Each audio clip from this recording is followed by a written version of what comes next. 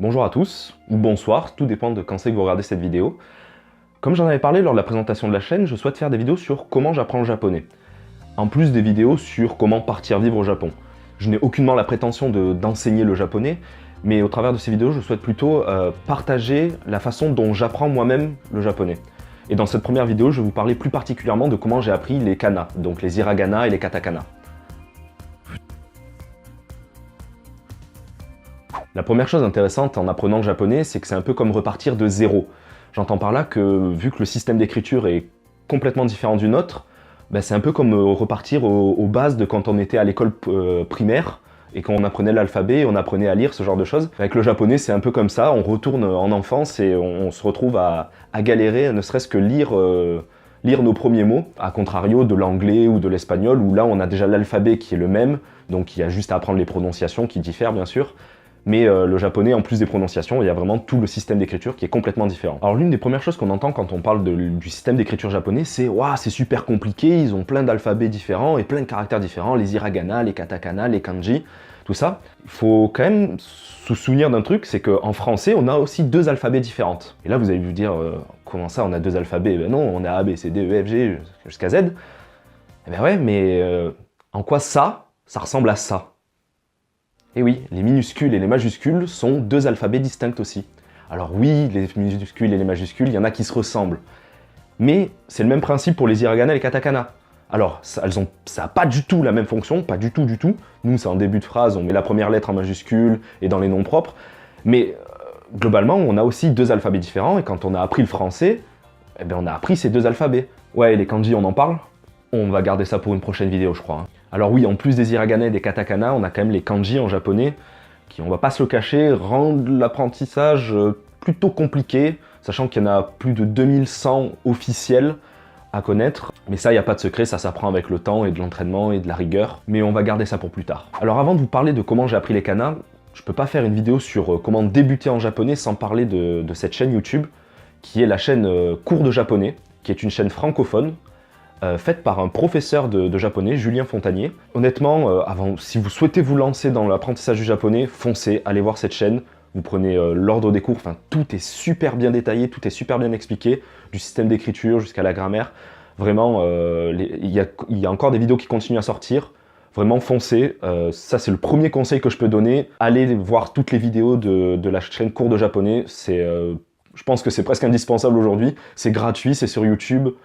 Foncez. En plus, c'est super bien fait, rien à dire.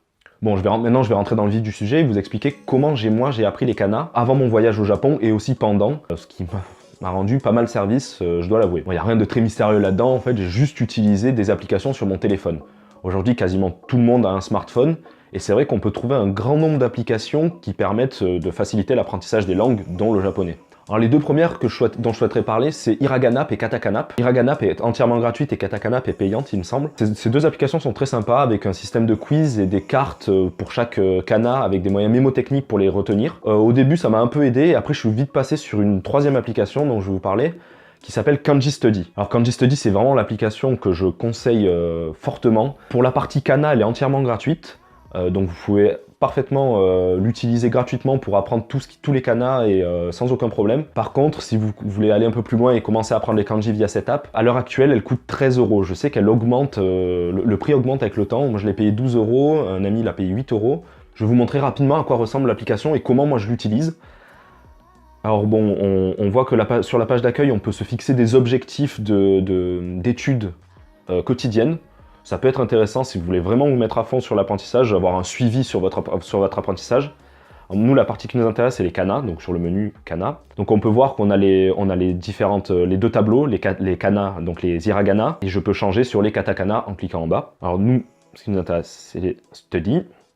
Alors ce que je conseille le plus, c'est les questions à choix multiples. C'est vraiment le truc qui m'a le plus aidé personnellement.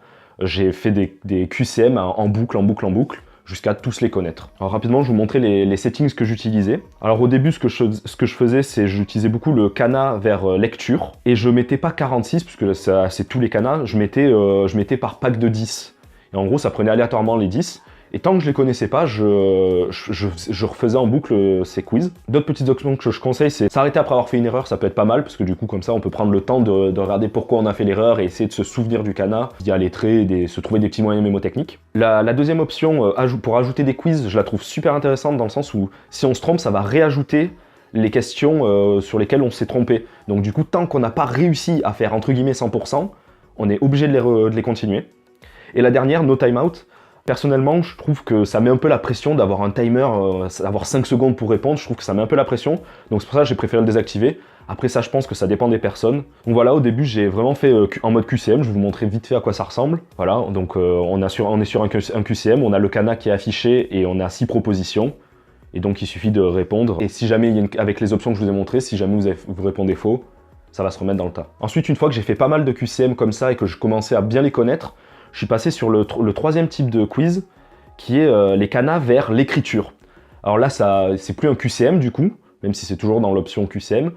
Quand on lance, on voit, il faut écrire la retranscription. Je vois le kana et je dois dire c'est quoi la retranscription de ce kana en romaji. Et voilà, tout simplement, j'ai appris à les lire en faisant des QCM à répétition quand j'étais dans le bus ou encore dans le train quand j'étais au Japon. Je pense qu'il n'y a rien de mieux que de répéter en boucle pour bien que ça rentre. Et après, de temps en temps, se refaire un petit quiz avec les 46 en mode transcription.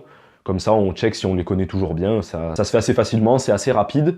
Et l'application est assez facile à prendre en main. Alors par contre, cette méthode présente un très gros défaut qui n'est pas des moindres, c'est qu'en fait, on n'apprend pas à les écrire. Alors même si sur l'application, on peut regarder pour chaque kana quel est le sens d'écriture, c'est pas juste en le regardant qu'on va s'en souvenir. Le mieux, c'est de s'entraîner à les écrire.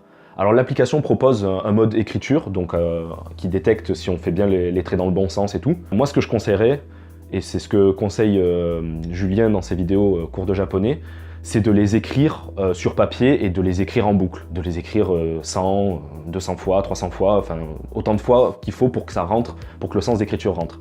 Donc voilà, vraiment ne pas négliger l'écriture. Si votre but c'est juste d'apprendre à les lire rapidement, faites la méthode que je vous ai conseillée, vraiment ça marche bien. Par contre, quand on veut apprendre plus sérieusement le japonais et vraiment commencer à un apprentissage plus poussé, on est obligé de passer par apprendre le sens d'écriture parce que sinon on s'en sort pas. Bon, c'est bien beau après de savoir les lire grâce à diverses méthodes, de savoir les écrire et les lire. Par contre, on se rend vite compte que quand on tombe sur des mots en japonais, on galère un peu comme au tout début quand on apprenait notre propre langue, le français. On galérait à lire nos premiers mots. Mais là, en japonais, c'est un peu pareil. Même si on reconnaît les caractères, on est là à galérer à les lire. Donc, je vais vous parler de comment quelques petites astuces pour s'entraîner à les lire et que la lecture devienne plus fluide. Alors le premier conseil que je donne déjà, c'est essayer de s'imprégner le plus possible du japonais.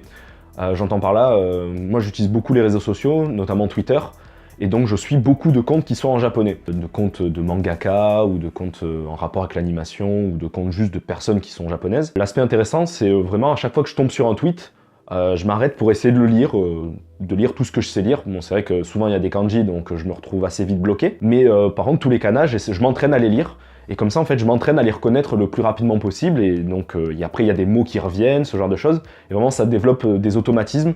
Je pense que donc les réseaux sociaux, c'est un bon moyen de s'entraîner. Après, on n'y pense pas forcément, mais un autre moyen qui peut être pas mal pour apprendre à lire les kanas, c'est les mangas, tout simplement.